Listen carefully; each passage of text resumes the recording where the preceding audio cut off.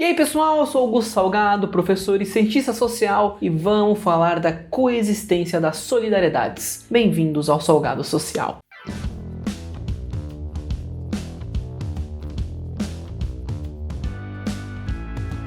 Continuando a série da divisão do trabalho social, estou fazendo isso aqui para estudar para um possível mestrado. Não deixem de tirar suas dúvidas. Pode ser algo que eu entendi errado, pode ser algo que eu não tenha nem prestado atenção. Manda aqui nos comentários, eu super respondo e super me ajuda. Bom, capítulo 4, ele vai verificar a tese jurídica da solidariedade. É bem a parte que eu não manjo. E na moral, já mereço um like pela dificuldade que eu tô passando aqui. Contribui com um profissional de educação. Me ajuda a me aposentar. O Durkheim coloca que o direito repressivo, com as proibições, as punições, têm uma relação direta com a solidariedade social mecânica, com a maior semelhança entre as pessoas, com a preponderância da consciência coletiva sobre a individual. Há esse tipo coletivo de sociedade, onde os indivíduos são muito parecidos e cujas vidas são guiadas de uma forma fortíssima pela consciência social. Sociedades que ele coloca de forma equivocada como primitivas teriam esse tipo de solidariedade mais predominante, enquanto o direito cooperativo, como os contratos, teria uma relação direta com a solidariedade orgânica, com a divisão do trabalho social, com a maior especialização individual e, portanto, enfraquecimento da consciência coletiva e fortalecimento da consciência individual. O Durkheim propõe que ambas as solidariedades coexistam, com a mecânica sendo predominante enquanto a sociedade é mais simples, mas com a orgânica tomando cada vez mais espaço conforme a sociedade se desenvolve, tornando-se mais complexa. Não há, porém, um ponto em que a solidariedade orgânica toma todo o espaço e a mecânica deixa de existir, apesar de ser essa a tendência de cada vez mais a orgânica ocupar mais espaço, empurrando a mecânica para um espaço cada vez menor na sociedade. Lembrando que o Durkheim era muito influenciado pelo positivismo. Apesar de não concordar com a teoria, ainda existem fortes resquícios de determinismo nele. Na real é o seguinte, o Durkheim não é positivista, mas dá para falar que muitas vezes ele é determinista. Recomendo que vocês vejam o vídeo que eu falo sobre o positivismo do Durkheim, que vai estar aqui no card,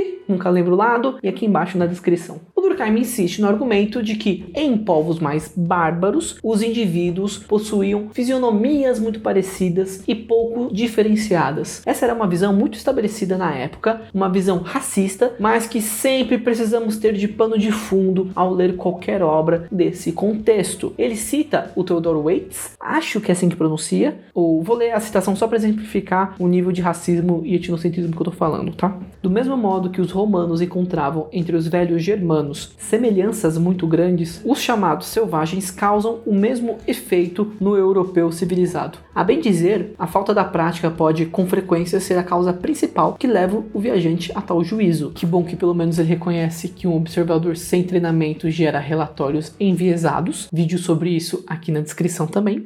No entanto, só com muita dificuldade essa inexperiência poderia produzir essa consequência se essas diferenças quais o homem civilizado está acostumado em seu ambiente natal não fossem realmente mais importantes que aquelas que ele encontra entre os povos primitivos. Muito conhecida e citada com frequência é a frase de Ulloa, que diz: "Quem viu um indígena da América já viu todos." E o Durkheim conclui esse trecho: em contrapartida, entre os povos civilizados, dois indivíduos distinguem-se um do outro à primeira vista e sem que seja necessária uma iniciação prévia. Existe um conceito na sociologia, posterior ao Durkheim, chamado capital simbólico, que é basicamente a capacidade de reconhecer símbolos. Bem simplificadamente, e eu pretendo fazer um vídeo sobre isso já já, esse capital simbólico é muito próprio para os contextos nos quais os indivíduos estão inseridos. Então, quando o Durkheim olha para uma população e acha todo mundo parecido, na real falta a ele capital simbólico para conseguir compreender as diferenças ali. É tipo olhar para um livro escrito com o nosso alfabeto e olhar para um livro escrito em mandarim ou em árabe. Se você lê mandarim ou árabe, finge que não lê, coopera comigo, vai. No livro escrito no alfabeto que estamos acostumados, o alfabeto latino, a gente consegue distinguir letras, estruturas, mesmo que não seja no idioma que nós entendemos. Ainda assim podemos identificar diferenças e padrões. Agora, se vemos algo escrito em mandarim ou em árabe ou outro idioma que use símbolos ou estruturas que não estamos acostumados, parece rabisco, estruturado de uma forma mais ou menos textual, mas não significam nada pra gente. Inclusive, parece tudo igual ou extremamente parecido. Mas o que acontece é que falta a nós a capacidade de reconhecer aqueles símbolos. Quando olhamos para uma sociedade muito diferente da nossa e eles parecem simples, todos iguais, sem sentido, falta em nós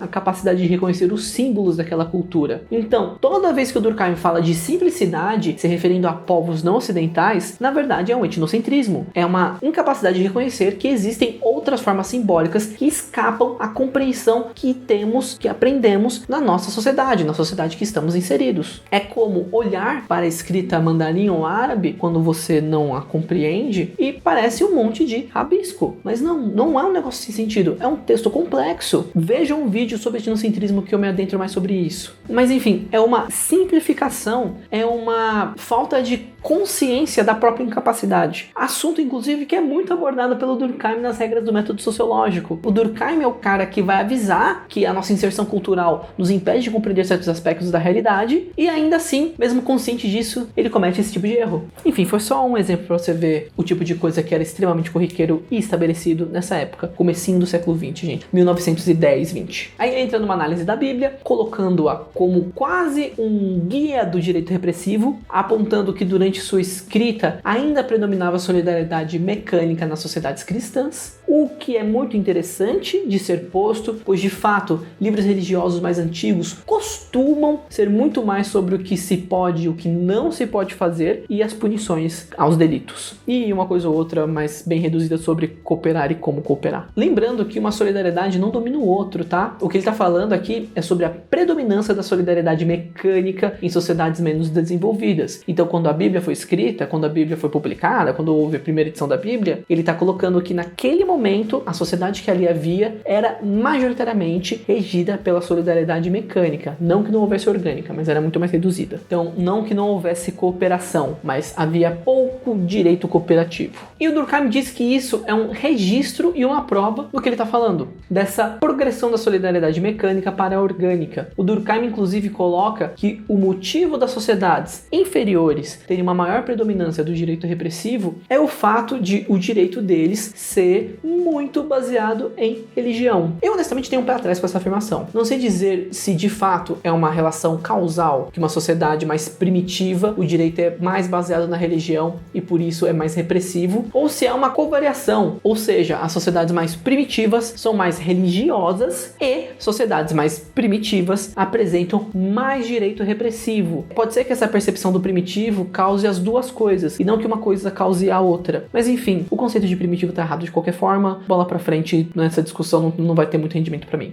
Pra concluir, o principal argumento desse capítulo é que sociedades menos complexas possuem uma consciência coletiva mais forte, pois os indivíduos são atraídos entre si devido à sua semelhança. Nelas, o direito repressivo é predominante, muito provavelmente derivado de uma moral religiosa. Ao passo que ocorre a divisão do trabalho social, acontece que os indivíduos se diferenciam entre si, conforme se especializam em coisas diferentes, reduzindo a força da consciência coletiva e aumentando a necessidade de relações cooperativas, pois se você se especializa muito em algo, depende dos outros para suprir outras necessidades, enquanto você supre as dos outros com aquilo que você sabe fazer melhor que eles, levando ao desenvolvimento do direito cooperativo. Essa seria, da forma como propõe o Durkheim, a transição da predominância da solidariedade mecânica para a orgânica. Os dois tipos de solidariedade estão presentes ao mesmo tempo, mas a evolução e o desenvolvimento das sociedades vão seguir esse caminho. E sim, o Durkheim peca muito com determinismo aqui nesse capítulo. Por hoje tá bom, fim de ano tá matando a minha agenda, mas logo mais voltamos com tudo, meus chuchus. Deixa um like, se inscreve, qualquer dúvida manda aí embaixo, me sigam nas redes sociais e, só pra não falar que não mostrei os gatinhos, olha que coisinha linda. Oi! Eu não tô vendo a câmera. Sim, isso aqui é minha coberta, eu botei do lado do meu PC pra ele dormir, porque meus gatos podem tudo.